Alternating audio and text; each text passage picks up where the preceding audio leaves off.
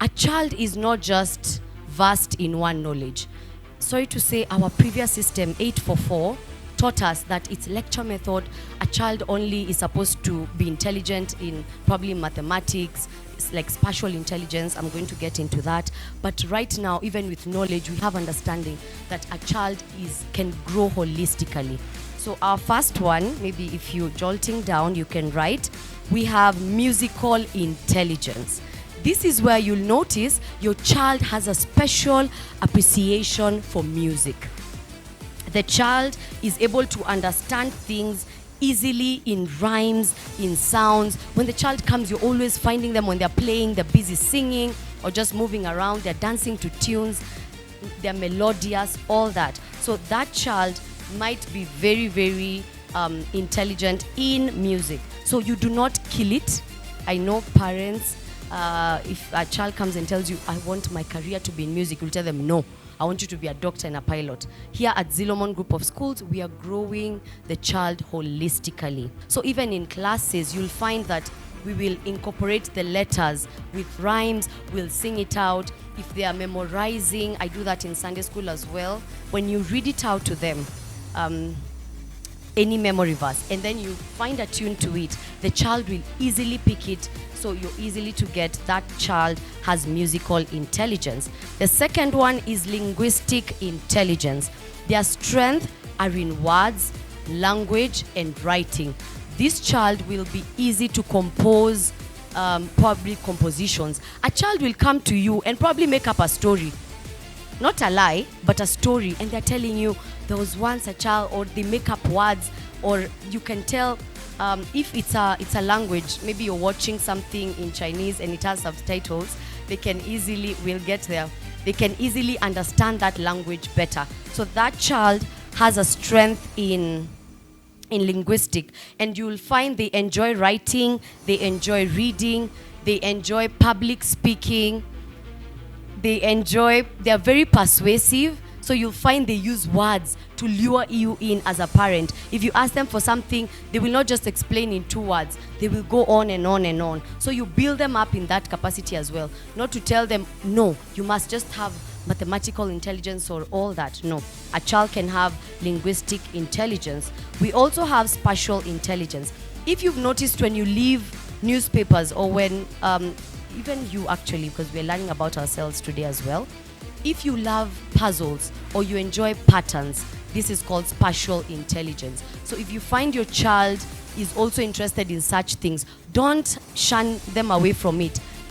Encourage them, buy them the Rubik's Cube, allow them to sit down, fix it. There are those who can do it even in less than 5 minutes. Encourage them, tell them, well done. Can you try do it in now 4 minutes and 58 seconds? Something achievable, a smart goal. So a child is built up all round. You'll notice also these types of intelligence will allow you to help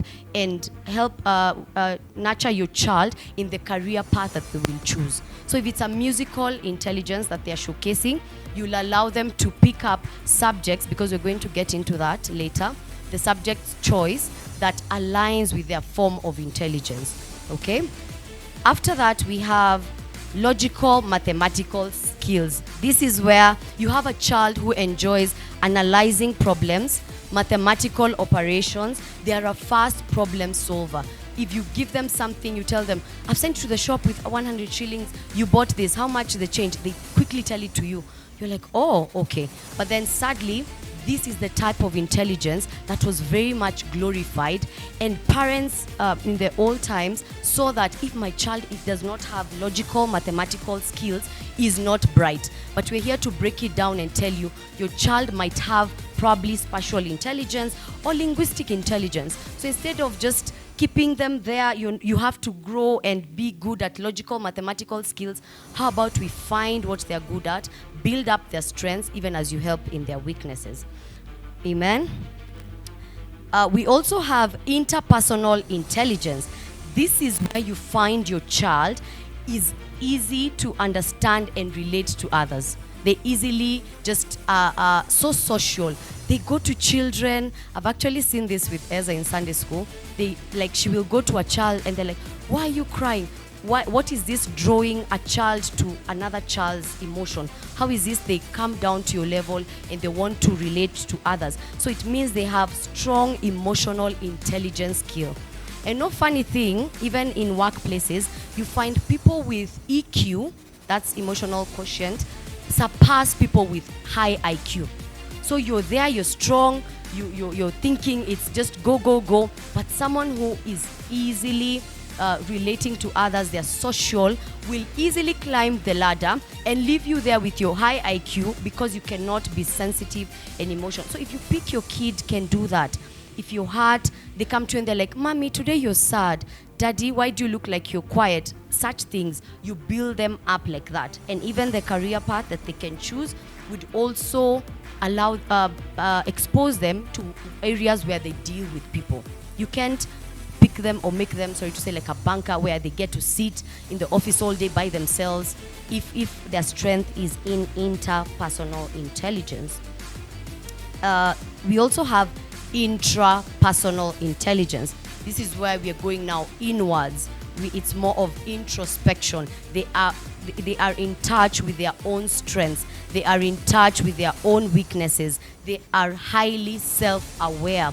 A child can tell you, no, I actually prefer this over this. They have good decision-making skills. They can tell you, I probably, Mommy, maybe I'm active in the morning, so I prefer to do this in the morning. And you're wondering, you're so small, how is it you're so in touch with your own feelings and emotions and everything around you? So it means your child might be showing signs of intrapersonal intelligence.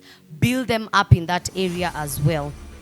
They are also sensitive to their own feelings and also other people's feelings. So they like to sit and have a lot of self-reflection. In the temperaments, you might call this the melancholy. They like to just sit and they enjoy their own company. They like to just do a lot of self-reflection, self-audit and just all that. So encourage them in that area as well. We have a naturalistic intelligence. This is where you find your child sees patterns and relationships to nature. So they enjoy activities like camping, they enjoy gardening, they enjoy hiking. Your child loves to play with dirt. Anapenda tu matope. So you don't tell them all the time, you like to get yourself dirty. Why is it you like getting muddy? The child is in touch with nature. And you find maybe a career path that they would be interested in would be something like botany, zoology. They like taking animals and probably even dissecting them, wanting to see what is inside. You find a lot of cockroaches in your bedroom. You find a lot of cockroaches. They want to catch rats. If it's in the house, you're running away from a rat, they are going towards the rat. So you build them up in that natural intelligence. You can engage them in things like camping. I'll talk about that later. We'll be having it at Zilomon Group of Schools. Just encourage them to be in touch with nature. You can have create a little garden for them at your homestead, or create them the the flower pots. I think nowadays they call it being a plant parent. So get them a nice plant, have them nature for it, like nurture it, have them pour water on it, have them grow it. That will make them be in touch with their naturalistic intelligence. We also have bodily kinesthetic intelligence. This is where a child is so in touch with their physical movement and motor control. Now this is where like my strength comes in.